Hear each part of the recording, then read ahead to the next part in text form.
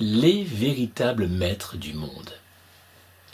Souvenez-vous, il y a près d'un an de cela, le président Donald Trump, le président des États-Unis, était favorable à la Russie. Je dirais des alliances, un rapprochement avec la Russie.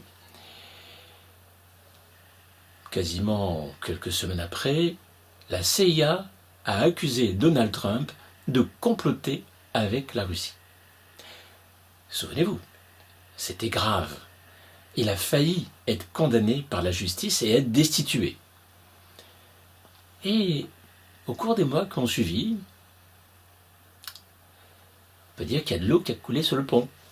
Et on peut dire que depuis quelques bons mois, eh bien, un virage à 180 degrés sur, entre autres, l'attitude à avoir vis-à-vis de la Russie.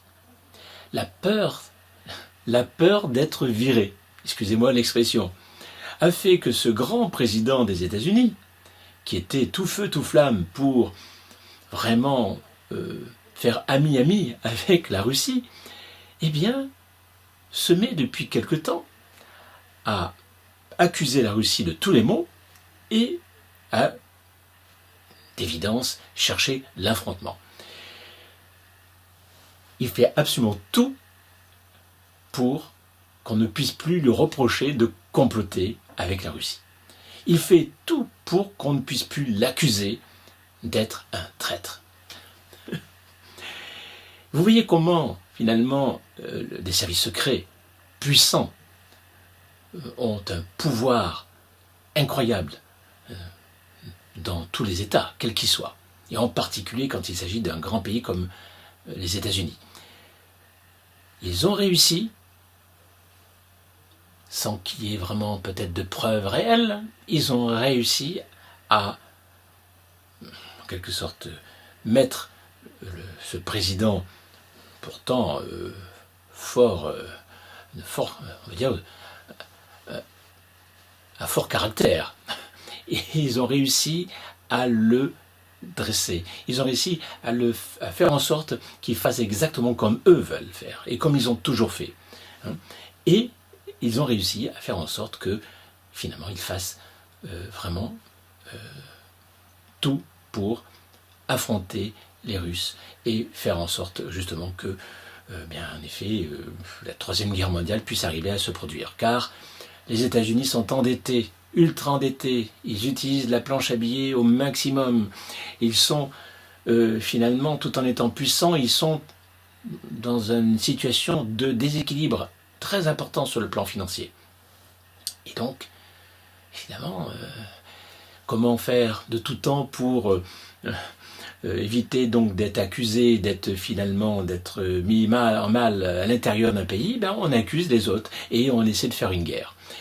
C'est horrible à dire, pourtant les États-Unis qui, souvenez-vous, quand même, nous ont sauvés lors de la dernière guerre mondiale. Mais attention, souvenez-vous aussi que l'Union soviétique, à l'époque, qui était une dictature, nous a sauvés aussi. C'est-à-dire que les Russes et l'Union soviétique, entre autres, nous ont sauvés des nazis. Donc, nous avons été aidés, certes, par les États-Unis, mais nous avons été aidés autant, sinon plus, donc, des Russes et de l'Union soviétique. Une dictature. Et oui, voilà, comme quoi, vous voyez, c'est pas parce que quelqu'un vous fait du bien à un moment donné que c'est pas forcément pour avant tout votre bien à vous, mais c'est aussi pour leur bien à eux.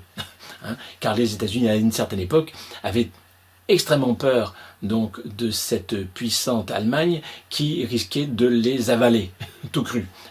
Donc il faut voir là-dedans comment finalement la puissance de service secret peut avoir sur finalement sur les décisions d'un gouvernement.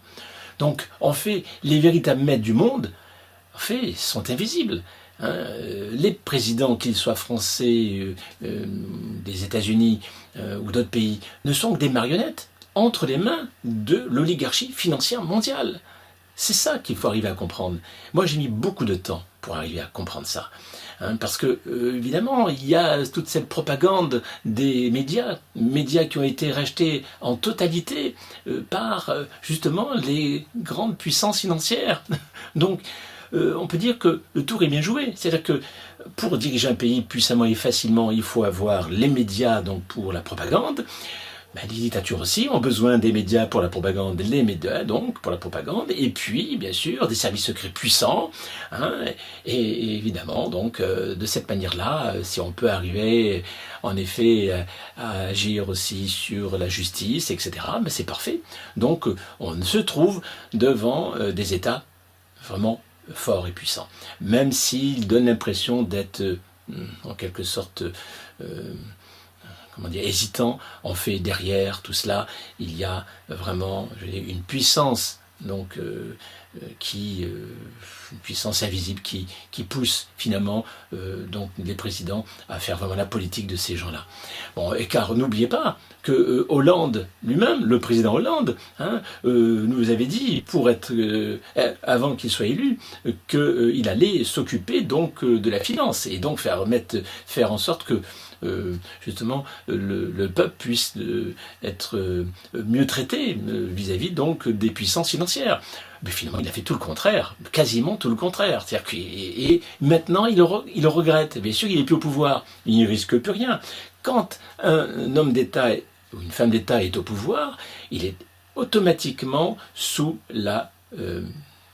l'influence, et je dirais sur l'autorité invisible donc des services secrets, des puissances d'argent, ceux qui sont véritablement les plus puissants au monde. Voilà, et ça sont des choses, je crois, qu'il faut arriver à comprendre. Sinon, quand on regarde finalement les informations tous les jours, il y a de quoi... ou alors, on fait que finalement que se laisser aller donc à suivre le mouvement, donc avec la masse silencieuse, et puis finalement on gobe tout. Voilà. Mais en fait, c'est une mascarade. C'est-à-dire qu'en fait, ils nous disent qu'ils vont faire, et puis finalement ils ne font pas, mais finalement ils ne font pas parce qu'ils ne peuvent pas, mais parce que finalement on leur dit qu'il ne faut pas le faire. C'est pas pareil. Voilà. Bon, donc voilà. Donc je crois qu'il y aurait des choses à faire, mais vraiment des choses à faire d'une manière pacifique, car c'est par la non-violence et par une attitude pacifique que l'on pourra, et en élevant la conscience du maximum de personnes, élever votre conscience, excusez-moi, ce qui vous donnera plus confiance en vous aussi, mais c'est vraiment la conscience qu'il faut élever. Eh bien, je serais heureux de recevoir votre point de vue sur les questions que j'aborde dans mes vidéos. Pensez à vous abonner à ma chaîne et à me suivre sur Facebook, Twitter et Google+. Merci de votre écoute et à bientôt.